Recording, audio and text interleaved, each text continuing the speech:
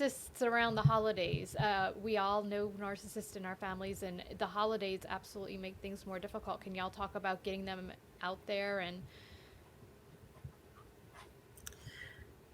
Yeah, I mean, how do they behave during the holidays? well, it's funny because now I am willing to include, but I ignore. Like they start talking and I literally will walk away if I'm not interested or if they're not saying something that I feel is valid, relevant, and positive, you know. And it's like it's like my superpower now is not letting them bother me and not letting them in. Um, and when they try and create that whirlwind and make everything about them, I walk away. I don't care. Yeah. That's a huge superpower. That's a huge superpower. Um, it's like I learned from Bianca about how to be a drone, be a drone, and you're just watching. And but I remember some examples of extremisms in our house during the holidays. My parents, my dad, and his second, or I don't know how many wives it was. Let's see, one, two, three. This is his fourth wife.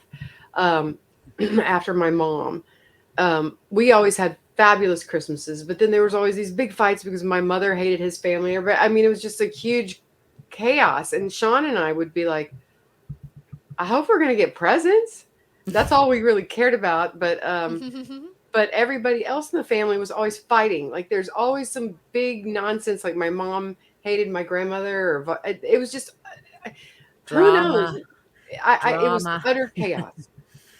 the drama. For the narcissist, yeah, is there a horse and pony show? Do you feel like they want to put on a bigger show and make your family seem more than it is to everybody looking in? Are these the people who are overly decorating and giving 40 presents instead of 3, you know? Or really expensive presents, even if they Yes. can't Right. afford them. And Yep. now, in the age of social media, I mean, oh my gosh, you look and see, oh, this trip or this, that, it's like, whatever. Gosh. Right. These are the parents who are showcasing this huge tree with like massive presents to try and present Right. something that they aren't, to updo everybody else. And again, and this is the empath in me. I look at scenes like that and I think, oh my God, that person must feel so horrible inside. They must be so broken. But again, I'm not engaging. I am done with trying to fix people because I see that it just leads me down the path to like almost death. And same here. I Do can't you engage. guys, Mm-mm. yeah. Do you guys think that narcissists are more prone to violence, physical abuse, sexual abuse, domestic violence? You mean do you think that they had it or that they give it out? Are are they more prone to giving it out? Are they more prone to I hitting or think so raping because I or think they tantrum when they don't get their way. They do tantrum when they don't get their way. 100%. Yeah. And if you throw any kind of substance abuse on top of that, it can get violent real quick. And even without that, when things are not in their control, you can visibly see the aggression and the redness in the face and the tension and the anger. And I think it comes from this absolute need to be in control. And if that's not happening, they're in the whole fight or flight thing, their amygdala reaction is fight. And that's what happens. That is like a really hurt animal interesting. lashing out? Exactly. Yeah, Exactly. Like a feral being. Yeah, like a it's monk like they lashing change out. into somebody. Let me tell you guys a story of what happened one night when I was 9 years old. We went to this place, the steak place, some expensive people's steak place, I don't know. And on the way home, in our car, it was my dad, my mom, Sean, and I. That was the whole family. and driving back in my dad's brand new BMW that he just bought, 'cause he always had the best car or whatever. And some dude was driving, like tailing us all the way home. And my dad's going, "Oh, this, don't worry about this." And I said, "Well, Daddy, this guy's getting really close to the car. And, back in those days, I'm 59 years old. So, this was in the 70s. Um, and my dad's like, they've been drinking and smoking and all this stuff. And in the car with kids, back in the day, that's the way things were done. But my dad's like, oh, I'm not concerned about him.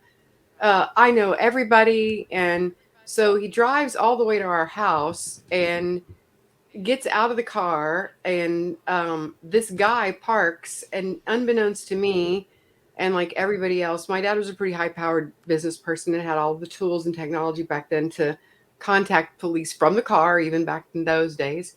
The police met us, and my dad ceremoniously and surreptitiously whipped this guy's ass in front of our humongous mansion, in front of all of our neighbors. So my dad was the badass of the neighborhood.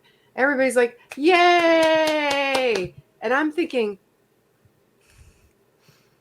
the cognitive dissonance that I felt in that day, I will never forget, because my sweet dad, who hung the moon for me, was whipping somebody's ass and everybody was cheering for him. I have no clue to this day why that was important, but I find that was brought up at so many family celebrations as such a triumph. And to me, that's just so trashy. And I can't wrap my head around it still. So, Metaphorically speaking, that just like was a gut punch to me, because that to me in a nutshell is narcissistic behavior. They behave horribly and everyone cheers yeah, because it's they've like, convinced And the more the they world that they're these charming whatever people, and they do something atrocious and everyone is on their side and cheers. yes, and the more they cheer, the more they do it. The more people cheer them yes. Exactly. on, the happier they are. It feeds into the Yep. cycle. Yeah. And then does the empty part of you, like, I worry, and I shouldn't at all, but I always worry about people with personality disorders, how empty they must feel. And how I always think, well, if I could give them some of my feelings, then they could have their half and I would have my half and everything would be okay. Because, Right. I'm still going to be Pollyanna from time to time, because I was brought up to be Pollyanna. Now only can I be regular Robin and have some discourse from time to time when I think things are wrong. But, you know, narcissistic people don't seem to be able to develop emotions and have an arced emotion, like from beginning to end. Let's say something bad happens to them. They need to blow it up. They can't just like critically Well, think it out of their system like we it's can. valor or victim. They need to Yes, like become you a said, victim. that's such a And the profound soundbite right there. Valor or victim. Nothing in between. It's black and white thinking only all the time. But there's so much beauty in the gray area. And you know what? When you're in recovery from dealing with growing up with a narcissistic parent, or an alcoholic parent, or someone with substance abuse, or a mentally ill child, you just ugh, the cognitive dissonance is so crazy, that to get back to any kind of normalcy and to realize that you can't give away your damage to someone else to fix someone. You have to only fix yourself and hope that can assist in someone else wanting their own help. But I also have a question for our professionals, is that I keep reading that there's no cure for any cluster B personality disorder. Well, there might not be a cure, but there might be a way to manage this to where the person with the disease, could be less in pain, and therefore the people around them being less in pain. Although I don't have an answer to that, I am still reaching out for Yeah. resources, like Carrie mentioned before. There And don't seem to be many. the other no. thing too is it's really hard to give someone help that doesn't think there's anything wrong with them. Right. Right. And I know one of the things that I experienced too was there were points where I didn't seek help for myself even though like I was self-destructing and shattering in front of my own eyes because I didn't want to out them. I didn't want to hurt them. It's like looking back, it's such a disgusting, crazy way to think, but so Toxic. it's so toxic, but it didn't even occur to me to get help for them because of course I was the broken one. And Right. I certainly didn't want to make them look bad because I knew that would hurt them. Because you Ah, love them. That's because you're a Right. kind, decent human being who automatically thinks, well, I love somebody, so I want to help them. well, and I Imagine how it also must Right. feel though if you love somebody but you don't have I have always wondered this about my dad. How could he love me so much but nobody else? What is that? I mean, or was that even real at all? I was That's going to well, ask, he was that groomed real you love? to, he totally groomed you to feed all of his needs. I mean, and you I made him did. look good. You Right. were this, Right. pretty competitive. You know what I mean? He had literally a built-in victim, Oh, and yeah. And it was so so bad that he would call Yeah. me to his office during a board meeting and go, "There's my little sweetheart. What are you doing today, sweetheart?" And I'd go, "I don't know, Daddy. I think I'm going to go see my horse. And then I have to stop and go to the tack store because I don't want to use a martingale because it hurts Charlie." And he goes, "Well, here, do you need some money, sweetheart?" And he'd whip out all his like black Amex and like like literally wads of huge amounts of cash and go in front of his friends and go, "Sweetheart, go have a good day. Which car would you like to take? Would you like to take the Porsche today?" He never let me drive the Porsche except for in front of his friends, whatever. So that was my So he got life. that And positive attention. Yeah. He got but that it was positive weird because attention by but bragging about you. bragging about me about things that weren't even real. And I would just go, Yeah. "Well, I'll take the money. Thanks." I was a kid. Of course you would. But I mean, I see how dysfunctional that is and how it gave me a really inordinate um, desire to make money instead of making my heart full. So I've spent the majority of my life chasing after making money, except for when I got sick. Then I decided to do what I really wanted to do, which was live on a small island and handle the news there and the food show there, which is what I did. And then I had to get too sick. I had to leave. But honestly, just doing what I wanted to do for free, I would have done for the rest of my life because I enjoyed informing people of things that were true. And I love food because everybody, that's a common ground that all of us humans on earth have. We all have to eat. So, like, I found that news and food went hand in hand. And especially on a small place where they didn't have it before, maybe they would want it. And that later in my life, after I'd raised my kids and obviously done a terrible job at it, but I finally decided what was right for me in life to do. And it wasn't about money at all.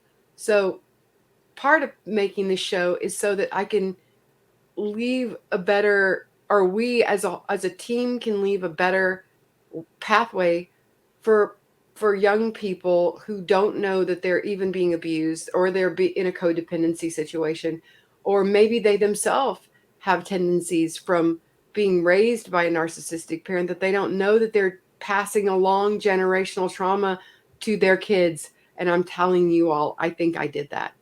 That is the worst right. feeling a person can have. It's the guilt that you don't know how to erase. And I do believe that's what exacerbated my NASH to get to cirrhosis because I had guilt when I found that out. I'm trying to address my shit and realizing that I passed my shit on to someone else. Oh, that in an empath is murder. You might as well just stab your heart out. To think you could hurt somebody else is Yeah. bad. And that's the thing I struggle to live with every day and I want to fix. So You know, Robin, we shouldn't have kids till we're in our 50s and we're too old. You know what I mean? It's like all of the stuff we do when we're younger, and like we should all, there should be some like required thing, you know, like you need, there was this line in that movie Parenthood, I think Keanu Reeves said it, he's like, you know, you need a license to own a dog, but any idiot can have a kid. Yeah, And it's any asshole can have. I true, you love that know, movie. it's That's a so great movie. true, because we have kids before we have fixed our own trauma, or we have kids when we're in trauma, when we're in these relationships. And it's like, hindsight is 2020, but my mom once said, if we all waited till the perfect time to have kids, there'd be no kids. And You would never so have them. Yeah. exactly. And so, I mean, God, no one has a kid thinking, God, I can't wait to fuck up a human being. You know? No. But I think almost every, let's talk about that for a minute, because I think almost every parent, especially a parent with a child that has special needs or has a mental disorder or a physical disorder, they all self-blame. They all take it on as guilt and take it on to themselves. There's no handbook. There's no Right. parenting handbook, and there is nothing that tells you this is how you raise child A. And just because you raise child A and they're perfect and you did it just right doesn't mean that's the same requirements for child B. Child Right. A may need physical love, and child B, they may need boosting on a different level. And so a lot of parents blame themselves for things that are way beyond their control. And like you said, Carrie, things are 2020 hindsight, you know? Yeah. Yeah. You're right, Lauren. I mean, it's a whole conundrum. So I hope that just by us discussing all these things and putting them out in the open and having more and more women and men and all everybody, any human that wants to join in can learn and glean something so that they can maybe learn one tool so that they won't have to carry it forth to the next generation, but also so that people like me, Carrie, and millions of other moms on this planet who carry the weight of, I mean, come on, in every situation, in every movie, Hollywood movie, who is always the problem? Who always gave the problem? It's my mom. My mom did this to me. Yeah. My My mom did mom. Nah, it. nah, nah. So, we as women have been, vilified over and over through history as putting all this demonic shit into our offspring, and also being harpies to men. All these other things that just are just irrelevant, and tactics that are used by manipulative people to control weaker, more caring people. Because people like us that are going to sit around and critically think about this, they aren't. They're going to think about their next attack, while we're Right. thinking about how to pick up the pieces. Mhm. That's where I think Can we we're talk a minute? losing. Hmm? Can we talk a few minutes about the stigma and shame of being in a narcissistic relationship? Because I'm sure that's one of the things that when you realize that you're in that type of relationship, there's just this shame that hangs over you. How do you escape that, or how do you deal with that? You know, I think I said earlier in our conversation, I became that woman that I always disdained, like Right. like that weak, pathetic, broken person. And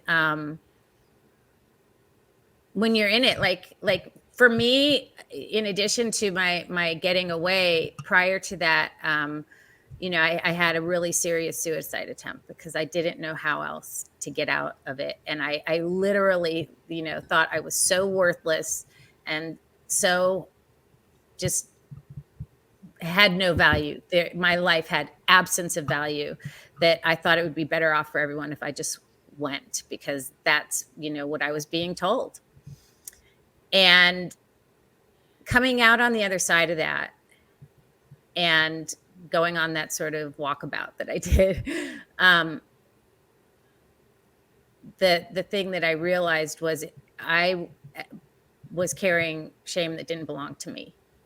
I wasn't the perpetrator. I wasn't the malicious person. I wasn't the bad parent, even. You know, I wasn't the things that I was being portrayed at, and that caused me to have a really serious suicide attempt. And letting go of that mantle, like literally taking it off, is what sort of has saved me. I think regret is different than shame. Of course, I have regret. I regret that I wasn't a stronger person. And sometimes I beat myself up about that. But these people are professionals. They're professionals at systematically destructing you. And it took me a long time to realize that it didn't mean that I was weak. It just meant that I was in a really toxic dynamic and I almost died. And now I can maybe help even one other person not die. I belong to a group on Facebook, and I forget the actual name of it, but it's basically people that are recovering from narcissistic relationships. And one of the things that I was surprised about was the amount of men in the group. And it seems like when I read their posts, and I don't check in that often, but every now and then I do, when I read their posts, the big thing that the female narcissist, her power seems to be emasculating the guy. And it, it's basically that, I mean, I was told if you were a real woman, they like trying to take away your core identity. So I agree with you. Right. It's a longer game. There's generally not the fear of physical violence. So they have to be more clever, perhaps. Right.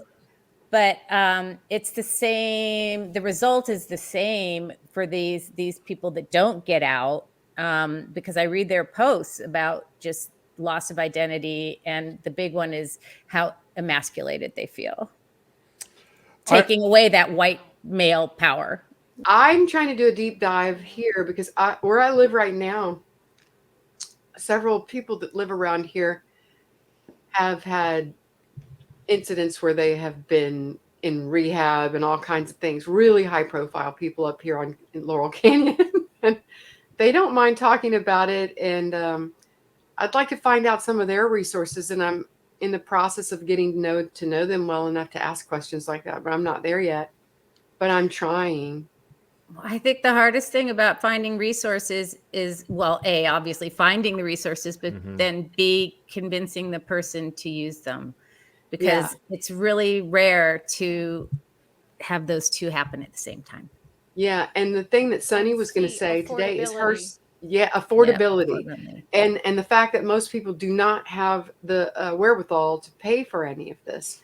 I've been looking at the private chef list for doctors and mental health, and it's profoundly out there for anybody with money. You can get anything you want. Yeah. Well, yes, but you know what? Like when my son hung himself, and I'm not saying anything he hasn't given me permission to talk about, but when he hung himself and my boyfriend saved his life,